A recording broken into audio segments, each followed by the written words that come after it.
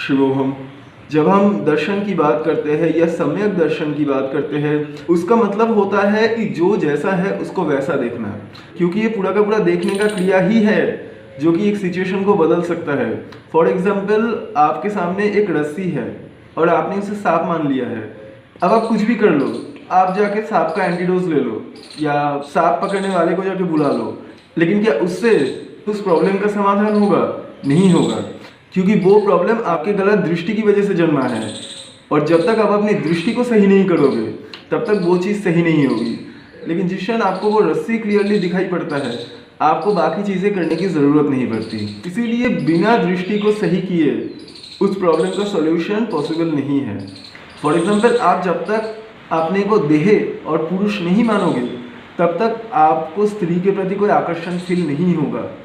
लेकिन सबसे पहले हम लोगों को देहात्म बोध में फंसाया गया, हमें ये यकीन दिलाया गया बचपन से कि मैं पुरुष हूँ, और उसकी वजह से हमारे अंदर ये काम वासना या स्त्री के पीछे भागने की जो इच्छा है वो डेवलप हुआ। यानी कि सम्यक दर्शन से अगर इस चीज़ को देखे बिना आप सिर्फ ये करने की कोशिश करोगे कि मैस्टरबेशन नहीं करना है, मुझे ज़बरदस्ती ब्रह्मचर्य का पालन करना है, आप कभी भी नहीं कर पाओगे, क्योंकि आप अपनी एनर्जी को सप्रेस कर रहे हो। एज ए रिजल्ट आप मेंटली और ज़्यादा फ्रस्ट्रेटेड हो जाओगे।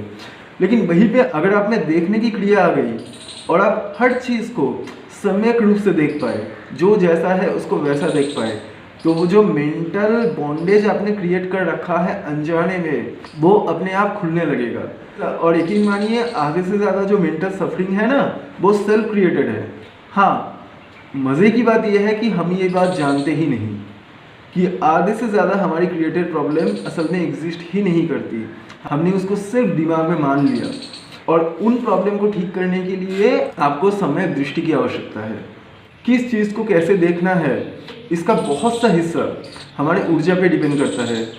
जब भी आपको काम वासना उठती है, आप कहते हो कि नहीं ये चीज़ गलत है। काम वासना कोई गलत चीज़ नहीं होता, हमारे शास्त्रों ने कभी काम वासना को गलत नहीं बोला। लेकिन काम वासना में जब इंसान फंस जाता है और वो अपने ऊपर पूरा नियंत्रण खो देता है, तब जाके उसकी ज़िंदगी नर्क होने लगती है। काम की वजह से जो आपके वीर्य क्षय होता है या शक्ति का क्षय होता है, उस वजह से आपके शरीर और मन पे जो प्रभाव पड़ते हैं, उससे आपको दिक्कतें होती है। क्योंकि शक्ति एक ही है, और ये जो शक्ति है वो या तो ऊपर उठते उठते चेतना के स्तर तक पहुंचेगी या नीचे से वो बह जाएगी। अब अगर आप उसको चेतना के स्तर तक लेके जाना चाहते हो तो आपको उसका क्षय को रोकना पड़ेगा। परमानेंटली रोकने की बात नहीं की गई। आपको फिजिकली और मेंटली स्ट्रांग बनने के लिए जितनी आवश्यकता है उतना तो आपको संचित करना ही होगा। यानी कि अगर आपको उस परम आनंद को महसूस करना है, या आपको एक बैलेंस क्रिएट करना है, या आपको लाइफ में कुछ भी अचीव करना है, तो आपको काम ऊर्जा को होल्ड करना सीखना होगा। लेकिन प्रॉब्लम ये है कि या तो वो एक्सट्रीम में चले जाते हैं कि भाई हमें पूरी ज़िंदगी ब्रह्मचर्य के साथ रहना है। देखिए, मैं इसका विरोध नहीं करता, वो पर्सनल डिसीजन होता है। बट जब भी कोई चीज़ को ज़बरदस्ती एक्सट्रीम में किया जाता है तो याद रखना वो डिस्ट्रक्शन लाएगा। क्योंकि कोई भी चीज़ को अगर आप दबाने की कोशिश करोगे, मान लीजिए जो लाभा होता है या चिंगारी होती है, इसको ज़बरदस्ती दबाने के बाद ही कहीं पे ब्लस्ट होता है। ठीक वैसे ही ये जो हमारा ऊर्जा है, इसको अगर आप ज़बरदस्ती दबाने की कोशिश करोगे तो ये एक दिन ब्लस्ट करेगा। तो शक्ति के पीछे का जो विज्ञान है, इसको हमें समझना होगा, और यही सारा दर्शन करता है। शक्ति का बहाव जिस वजह से होता है, चाहे वो एक्सेस मैस्टरबेशन की वजह से हो या बहुत ज़्यादा सोचने की वजह से हो, कि आपको पता है कि हमारा जो दिमाग है या हमारा जो मन है, पूरे एनर्जी का जितना % वो कंज्यूम करता है, हमारी बॉडी उसके मुकाबले शायद 10 या 20% ही करता है। यानी कि हमारी एनर्जी का सबसे ज़्यादा हिस्सा खर्च होता है हमारे माइंड की वजह से। इसीलिए जहाँ जहाँ से आपके शक्ति का क्षय होता है, चाहे वो ओवर थिंकिंग की वजह से हो, या डिज़ायर की वजह से हो, या लस्ट की वजह से हो, या फिजिकली वो चीज़ जब वीर्य नाश की वजह से आपका निकल रहा हो, उन चीज़ों को रोकने का काम जो करता है वो दर्शन करता है।